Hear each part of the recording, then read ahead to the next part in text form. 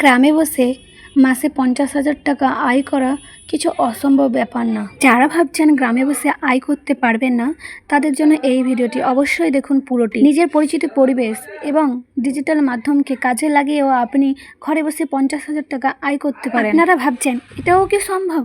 50,000 টাকা গ্রামে বসে আয় করা?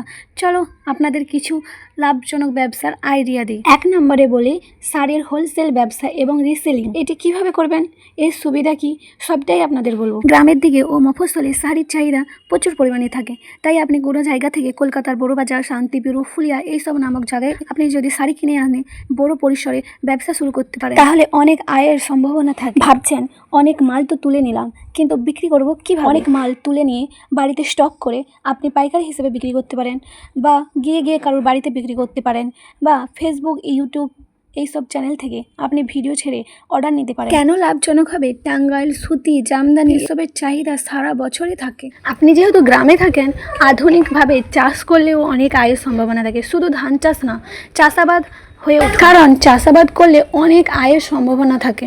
গোলাপ চাষ করতে পারেন। গোলাপ চাষ যদি বাণিজ্যিক ভিত্তিতে করেন, স্থানীয় বাজার এবং শহরে সরবরাহ করতে পারবেন। বিদেশি সবজি চাষ করতে পারেন। বিদেশি সবজি চাষ করলে অল্প জায়গায় লাভের সম্ভাবনা বেশি থাকে। নার্সারি করতে পারেন। ফলের চারা ও ইনডোর প্ল্যান্ট এখন খুব জনপ্রিয়, লাভের সম্ভাবনা খুব পরিমাণে থাকে। গবাদি পশু, হাঁস মুরগির চাষও করতে পারেন, এতেও ভালো আয়ের সম্ভাবনা থাকে। এটি একটি স্থায়ী আয়ের উৎস হতে পারে যদি সঠিকভাবে পরিকল্পনা করতে পারেন। পোলট্রি ও লেয়ার ফার্মে কোনোদিন ডিম ও মাংসের চাহিদা কম থাকে না। ছাগল চাষ করতে পারেন। উন্নত জাতের ছাগল পালন করলে খুব দ্রুত বিনিয়োগের টাকা ফেরত পাওয়া যায়। ভিডিওটি যদি ভালো লেগে থাকে অবশ্যই সাবস্ক্রাইব করবেন।